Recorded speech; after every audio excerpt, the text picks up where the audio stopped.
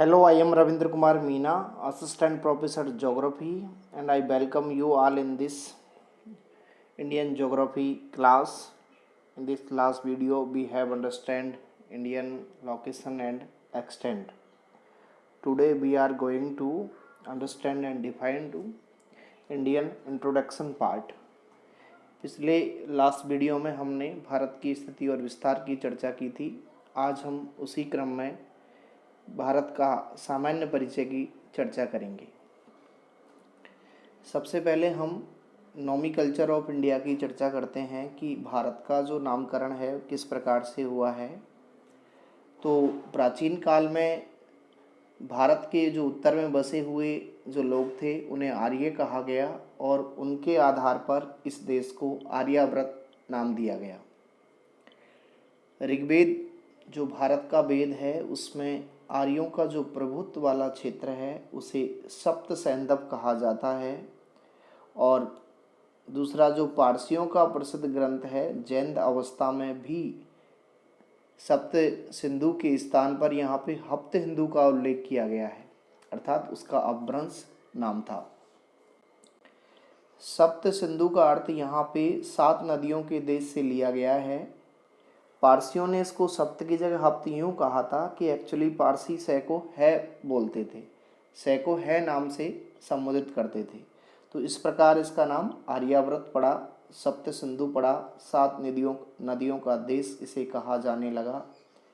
बाद में आर्यों का निवास क्षेत्र विस्तृत हुआ और उनके शक्तिशाली राजा भरत के नाम पे हमारे देश भारत का नाम भारतवर्ष पड़ गया। पुराणों में भारतवर्ष को जम्बू द्वीप के नाम से जाना जाता है और इसका जो विस्तार है वर्तमान में जो साइबेरिया है उत्तरी ध्रुव के पास रूस का जो पार्ट है वहाँ तक इसका विस्तार माना गया था। दक्षिण में इसको हिंद महासागर तक इसका विस्तार था। वैदिक आर्यों का जो निवास स्थान था वो सिंधु घाटी में था। फिर इसका जो आगे जो नामकरण हुआ है ईरानियों ने हिंदू नदी, सिंधु नदी थी उसे हिंदू नदी कहा और हिंदू नदी से अपभ्रंश होके हमारे देश भारत का नाम हिंदुस्तान पड़ गया।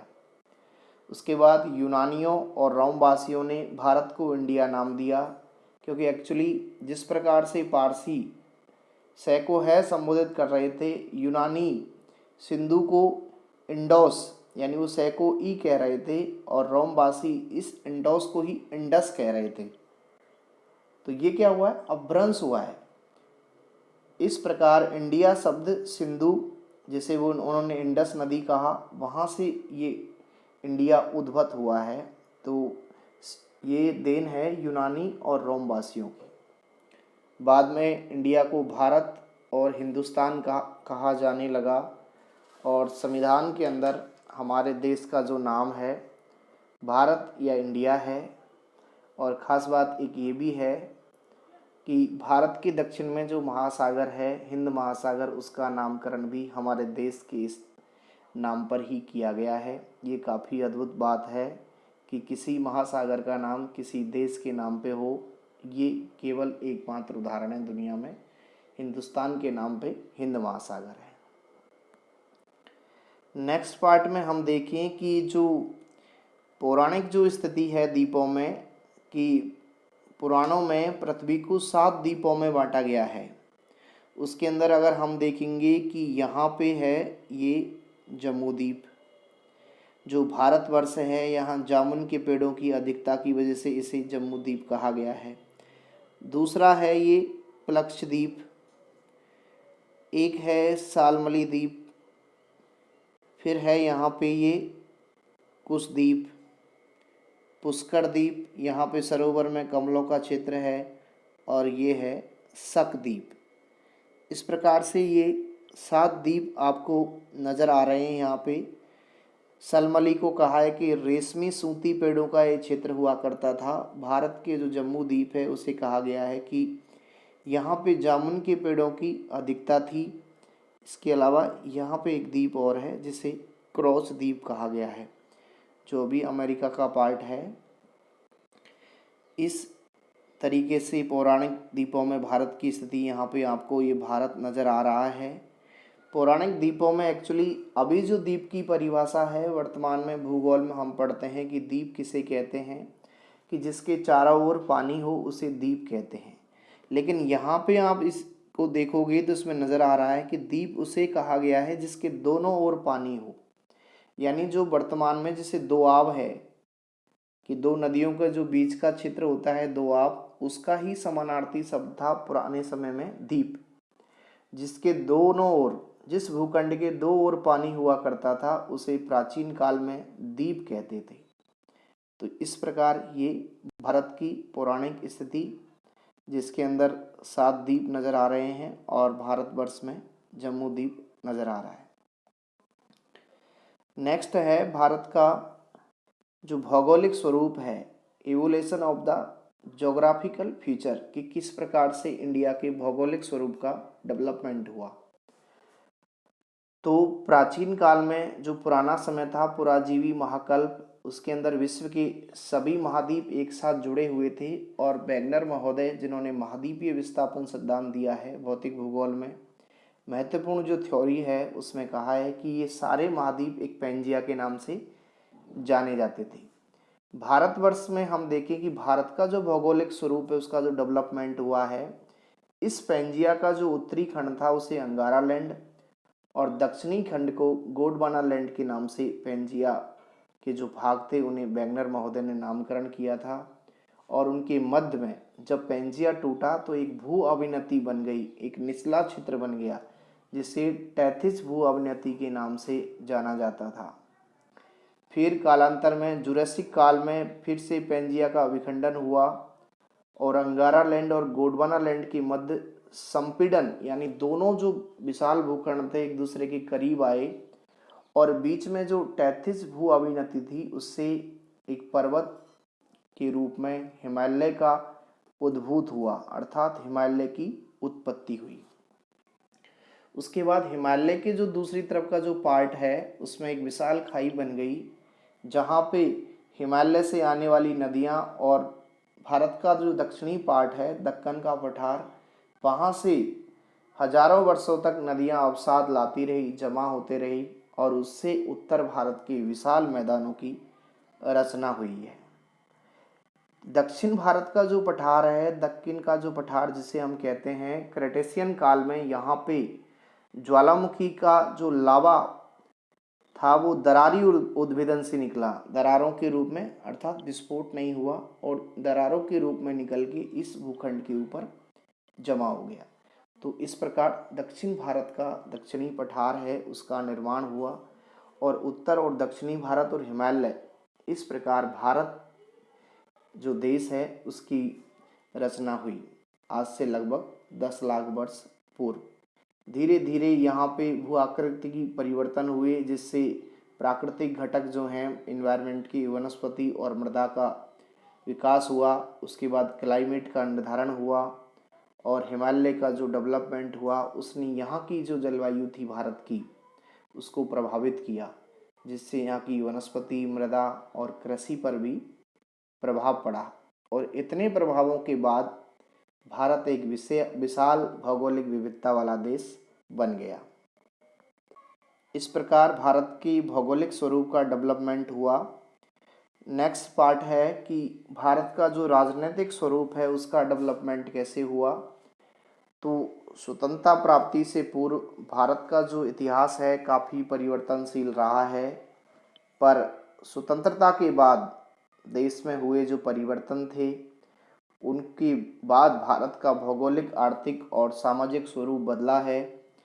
15 अगस्त 1947 को भारत स्वतंत्र हुआ और एक स्वतंत्र राष्ट्र के रूप में भारत की स्थापना हुई।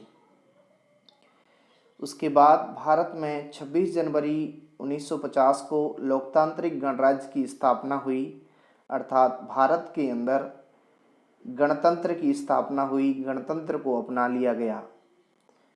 फिर भारत में विभिन्न जो राज्य थे उनका राज्य पुनर्गठन आयोग की स्थापना के बाद पुनर्गठन हुआ और वर्तमान भारत का जो राजनीतिक स्वरूप है उसका डेवलपमेंट हुआ। समय समय पर इस दौरान अनेक नए राज्यों की उत्पत्ति हुई। सांस्कृतिक स्वरूप देखें हम भारत का, कि सांस्कृतिक जो स्वरूप है तो उसमें हम देखें कि भारत जो है प्राचीन काल से विश्व संस्कृति का प्रमुख केंद्र रहा है, उसका एक धरोहर रहा है। यहाँ पे हिंदू और बौद्ध धर्म यहाँ के मूल धर्म रहे हैं। साथ ही यहाँ विभिन्न धर्मों की ये जन्मस्थली भी रहा है, जिसके अंदर हम चर्चा करें कि महावीर भगवान का जैन धर्म, बौद्ध धर्म, हिंदू धर्म, इनकी उत्पत्ति यहीं से हुई है। जबकि ईसाई और मुस्लिम धर्म बाहरी प्रभाव से इस देश के अंदर अपनाए गए, क्योंकि समय समय पे जो बाहरी आक्रमण हुए उनके साथ जो प्रजाति और जातियां भारत के अंदर आके बसी, वो भारत में समाहित हो गई और उनकी जो संस्कृति सभ्यता थी वो यहाँ के लोगों ने भी अपना ली, उन्होंने भी कुछ ने यहाँ की अपनाई। इस प्रकार भारत अनेक भाषाओं और धर्मों का वैविध्य क्षेत्र बन गया। आज अगर हम इस प्रकार का जो विश्लेषण कर रहे हैं उसको देखें तो आज भारत विश्व का सांस्कृतिक विविधता वाला राष्ट्र है। यहाँ पे विभिन्न भाषाएं बोली जाती हैं, करोड़ों लोग एक साथ रहते हैं, उनकी अलग बोली भाषा है, फिर भी हम एक राष्ट्रीय धारा में जुड़े हुए हैं। ये हमारी प्रमुख सांस्कृतिक पहचान है हमारे भारत की। भारत के जो सांस्कृतिक प्रदेश हैं उसको अगर हम देखें कि जो भारत के अंदर विभिन्न समुदाय रहते हैं जिनके अलग अलग सांस्कृतिक लक्षण हैं।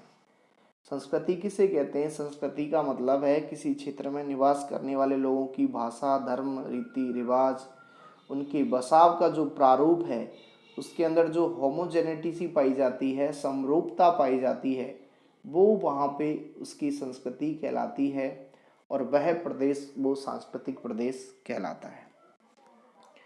तो हिंदुस्तान को 3 प्रमुख सांस्कृतिक प्रदेशों में बांटा गया है, जिसमें शुष्क संक्रमण प्रदेश है, जिसके अंदर कश्मीर और पूर्वांचल प्रमुख है, जिसमें हम बात करें कि यहाँ पे अरुणाचल, मणिपुर, मिजोरम, त्रिपुरा, नागालैंड, मेघालय, यहाँ पे जनजातीय समुदाय रहता है। जबकि कश्मीर के अंदर मुस्लिम धर्म के अनुयायी और साथ ही बौद्ध और हिंदू धर्म के अनुयायी भी रहते हैं। इसके अलावा असम घाटी, पश्चिम बंगाल सांस्कृतिक प्रदेश, हिंदुस्तानी सांस्कृतिक प्रदेश में हम मध्यवर्ती भारत, बिहार, आसाम, पश्चिम बंगाल की बात करते हैं। तो प्रायद्वीपीय जो भारत है उसके अंदर दक्षिण भारत, जिसमें पूर्वी तट और पश्चिमी तट के साथ में द्वीप समूह के जो सांस्कृतिक प्रदेश हैं उनकी हम चर्चा करते हैं। इस प्रकार भारत को 3 सांस्कृतिक प्रदेशों में बांटा गया है। इस नक्शे में आप देखोगे कि ये भारत का राजनीतिक मैप है, जिसमें अभी जम्मू कश्मीर को 2 भागों में बांट दिया गया है। ये लद्दाख और दूसरा है श्रीनगर, जम्मू और कश्मीर वाला क्षेत्र। ये भारत का कोस्टल एरिया है, यहाँ बंगाल की खाड़ी है, तो यहाँ अरब सागर है। यहाँ पे हमारा राज्य राजस्थान है और इस प्रकार ये सभी राज्य यहाँ आपको नज़र आ रहे हैं। ये हमारे पड़ोसी इधर नेपाल, चाइना, भूटान, पाकिस्तान, अफ़गानिस्तान, श्रीलंका, बांग्लादेश और म्यांमार, ये भारत के पड़ोसी हैं। भारत का ये राजनीतिक मैप है। इस मैप को आप देखोगे तो ये सांस्कृतिक प्रदेश आपको नज़र आ रहे हैं कि एक कल्चरल भारत नज़र आ रहा है, एक रंगीन भारत, जिसमें हम अलग अलग स्टेट के अंदर आप देखोगे कि अलग अलग प्रकार की जो संस्कृति है वो आपको यहाँ पे नज़र आ रही है। तो ये भारत का सामान्य परिचय है, जिसमें हमने भारत का नामकरण, उसके राजनीतिक स्वरूप का विकास, भौगोलिक स्वरूप का विकास, पौराणिक द्वीपों में भारत की स्थिति और भारत के प्रमुख सांस्कृतिक प्रदेशों का अध्ययन किया है।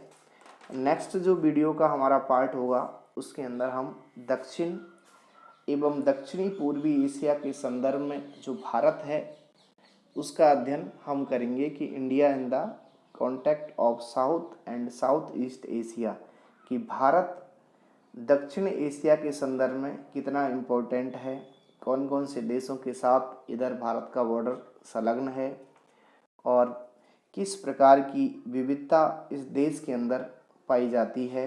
इन सब का अध्ययन हम अगले वीडियो के अंतर्गत करेंगे। तब तक थैंक यू।